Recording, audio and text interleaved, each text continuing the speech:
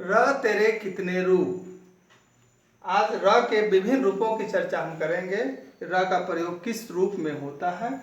जैसा कि यहाँ पे देख पा रहे हैं, र का मुख्यतः 4 रूप होते हैं। ये सामान्य र और ये रेफ और ये दोनों को पदेन र कहते हैं।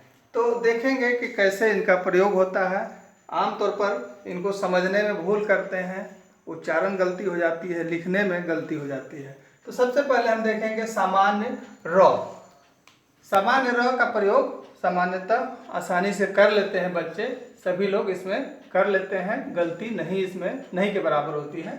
जब स्वर सहित र आए तो पूर्ण र लिखा जाता है, यानी स्वर सहित का मतलब ये पूरा र है। जैसे राजा, नगर, राम, रमजान इत्यादि। तो इसमें ज़्यादा दिक्कत है नहीं।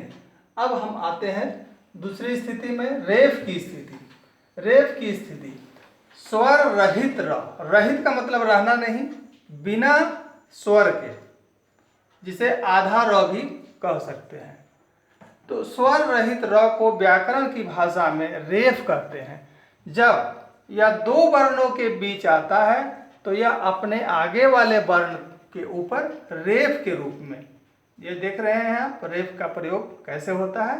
रेफ इसको बोलते हैं, रेफ के रूप में लिखा जाता है।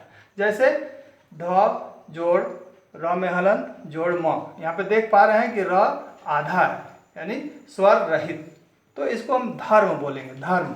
यहाँ र आधा है। इसी तरह से क जोड़ र में हलंत जोड़ म, कर्म। यहाँ देख पा रहे हैं कि र आधा है, यानी स्वर रहित। तो इस स्थिति को हम रेफ की स्थिति कहते हैं। आगे आते हैं पदेन र। पदेन र का 2 रूप होता है, एक तिरछी लाइन के रूप में होता है और एक उल्टा भी के रूप में। तो इसकी स्थिति कैसे होता है, ये कहाँ कहाँ प्रयोग होता है, इसको हम समझने का प्रयास करेंगे। अगर र से पहले वाला अक्षर पूरी पाई यानी स्टैंडिंग लाइन वाला हो, स्टैंडिंग लाइन मतलब हुआ कि इस तरह का लाइन हो, तो र उस अक्षर के पैरों में आड़ी रेखा के रूप में लग जाता है और इस कारण इसे पदेन र कहते हैं। पैरों में लगता है, इसलिए इसे पदेन र कहते हैं। जैसे प्रगति, प्रश्न। अगर र से पहले ड या ठ, ये ट, यहाँ पे देख रहे हैं कि इसमें स्टैंडिंग लाइन है नहीं, ये अक्षर लगभग गोल टाइप के हैं। तो इसमें किस तरह से पदेन लगेगा उसको ध्यान देना है। ड या ट हो और आधे हो तो उनके नीचे र उल्टे भी के रूप में आएगा, जैसे राष्ट्र, ड्रामा। तो इसमें समझ लेना है कि कैसे इसका प्रयोग हुआ है। आगे अब आते हैं कर्म।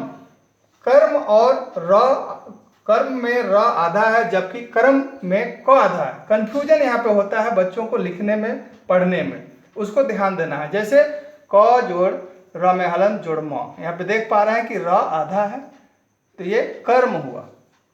एवं क में हलंत जोड़ र जोड़ म, क यहाँ पे आधा है, इसको ध्यान देना है। क्रम, इसको बोलेंगे क्रम। उच्चारण में भी ध्यान देना है। कर्म और कर्म दोनों में लिखने, पढ़ने में, बोलने में गलती होती है, उसको सुधार लेना है, कंफ्यूजन को दूर कर लेना है। कर्म में रेफ का प्रयोग हुआ है जबकि क्रम में पदेन का प्रयोग हुआ है। तो स्पष्ट है, क्लियर है, इसमें कोई दिक्कत नहीं होना चाहिए। अब आते हैं अपवाद। यहाँ पे आप देख पा रहे हैं द्रव और ह्रास लिखा हुआ। द एक ऐसा अक्षर है जिसमें न पूरी पाई है, न ये अक्षर पूरा है, न ये पूरा गोलाकार है, लेकिन इसमें तिरछी लाइन के रूप में पदेन का प्रयोग हुआ है। उसी तरह ह, यह भी पूरा पाई यहाँ नहीं है और न यह गोलाकार अक्षर है, लेकिन इसमें भी बीच में तिरछी लाइन के रूप में प्रयोग हुआ है पदेन र का। तो ये द्रव, ये ह्रास। आगे आते हैं री तथा र में भ्रम की स्थिति हो जाती है।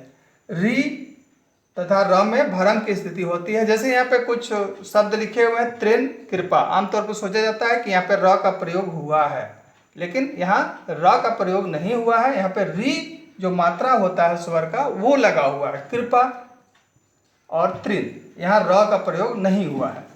आगे आते हैं र में छोटा उ की मात्रा और बड़ी उ की मात्रा लिखने में, लगाने में गलती हो जाती है। जैसे हम देखते हैं रुचि, रुपया, ये दोनों में छोटा ऊ की मात्रा लगा हुआ है। रूपा, रूठना, इसमें दोनों में बड़ा ऊ का मात्रा लगा हुआ है।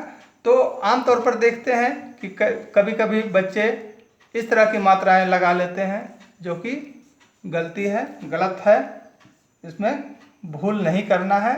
छोटा ऊ की मात्रा ध्यान देना है, इस तरह से आएगा, और बड़े ऊ की मात्रा ऐसे लगेगा।